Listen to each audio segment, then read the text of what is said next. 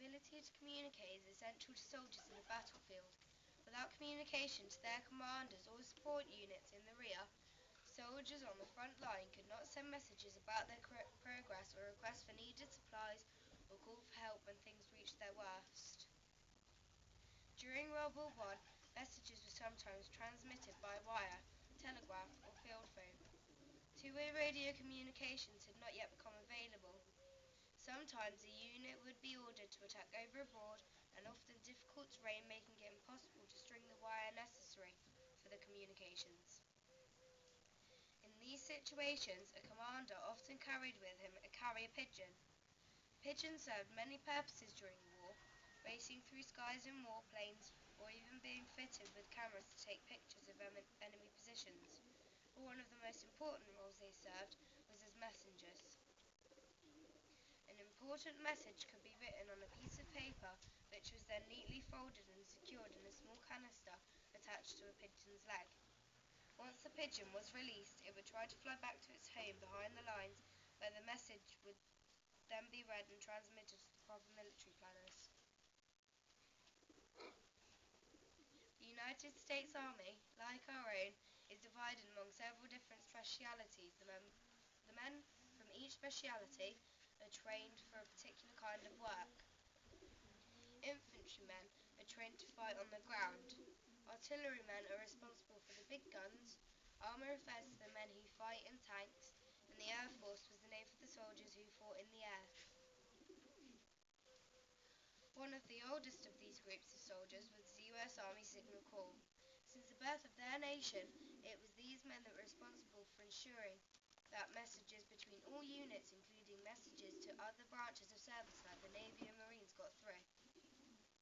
The Army Signal Corps identifies itself by a torch with two crossed flags. Flags were often used at that time to pass on coded messages. When the United States entered World War I in 1917, the Army Signal Corps was given 600 pigeons for the purpose of passing messages, when it couldn't be done by signal flag or field phone. The pigeons were donated by breeders in Great Britain and trained for their jobs by the American soldiers. When a commander in the field needed to send a message, he first wrote it out on paper, trying to be both brief and yet as detailed as possible. But then he would call for one of his Signal Corps officers, who would bring one of the pigeons that went with the soldiers into battle. The message would be put into a capsule on the bird's leg and then tossed high in the air to fly home. The pigeon would then fly back to its home loft behind the lines, and when he landed, the wires in the loft would sound a bell or a buzzer, and another soldier of the Signal Corps would know a message had arrived. The soldier would then go to the loft, remove the message from the canister, and then send it by telegraph, field phone, or personal messenger to the right persons. Pigeons had an important job. It was also very dangerous. If the enemy soldiers were nearby when a pigeon was released, they knew that the bird would be carrying important messages and would try their best to shoot the pigeon down, so the message could not be delivered. Some of these pigeons became quite famous among the infantrymen they worked for.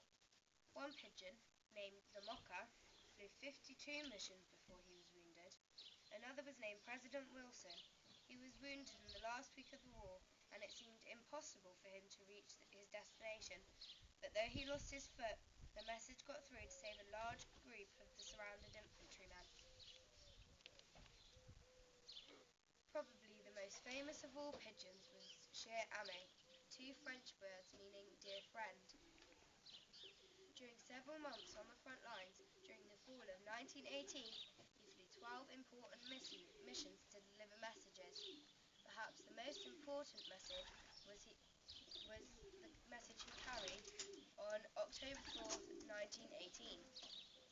Major Whittlesey called for his last pigeon, Cher Ami. He wrote a quick and simple note telling the men who directed the artillery guns where the Americans were located and was asking them to stop. The note that was put in the canister on Cher Ami's left leg simply said, "We're on the road parallel to 276.4. Our own artillery is dropping a barrage directly on us. For heaven's sake, stop it." On his last Shere Ami was badly wounded.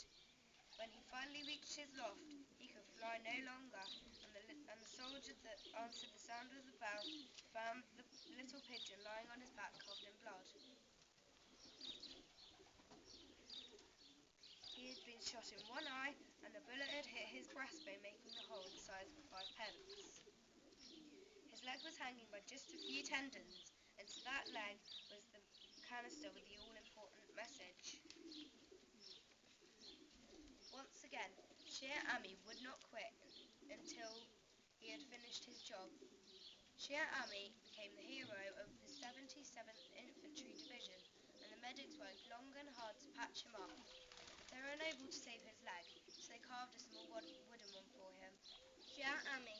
Shere Ami, how do you do? Listen, let me talk to you. I'll not hurt you, don't you see? Come a little closer to me. Little scrawny, blue and white, messenger for men who fight. Tell me of that deep red scar, there, just where no feathers are. What about your poor left leg? Tell me, Shere Ami, I beg. Boys and girls are at a loss, how you won that silver cross. The finest fun that came to me was when I went with little C. We marched so far ahead, we all are lost, the keeper said. Monsieur Ami, that's my dear friend, you are the one we'll have to send. The whole battalion now is lost, and you must win at any cost. So with the message tied and tight, I flew up straight with all my might. Before I got up high enough, those watchful guns began to puff. Machine gun bullets came like rain, you'd think I was an aeroplane. And when I started to the rear, my, the shot was coming near. But on I flew as straight as a bee, the wind could not catch up with me, until I dropped out of the air, into our own men's camp so there. But Shere Ami, upon my word, you modest little bird, now don't you know that you forgot, tell how your breast and leg were shot? Oh yes, the day we crossed the Meuse, I flew to Rampont with the news. Again the bullets came like hail, I thought for sure that I would fail. The bullets buzzed by like a bee, so close it almost frightened me. One struck the feathers of this tail, another went right through my tail. But when I got back to the rear, I found they hit me here and here. But that is nothing, never mind. Old Polly there is nearly blind. I only care for what they said, for when they saw the way I bled, and found in front a swollen lump, this message hanging from this stump. French and mine, so très bien, all very good. Monsieur Ami, you brought good news. Our army's gone across the Meuse. You surely had a lucky call. I guess I'm glad, I guess that's all. I'll sit, so pardon me, it's harder standing on one leg. Shere Ami died of his multiple war wounds on June 13th, 1919, less than a year after he had completed his service to the United States Army Signal Corps. Upon his death, a taxidermist preserved a small pigeon for future generations, a bird with a story that became an inspiration to millions over the years. G.I. Joe, March 1943 in Angers to June 3rd, 1961 in Detroit, is possibly one of the most famous pigeons in world history, serving most of his life in the United States Army Pigeon Service as one of over 54,000 pigeons in the force. In World War II, G.I. Joe saved the lives of the inhabitants of the village of Calvi-Vicia, Italy, and the British troops stationed there. The village was scheduled to be bombed by the Allied forces on the 18th of October 1943, but the message the British had captured the village delivered by G.I. Joe arrived just in time to avoid the bombing. Over 1,000 people were saved. In 1946, G.I. Joe was presented with an Ohio Award, the Dickon Medal for gallantry.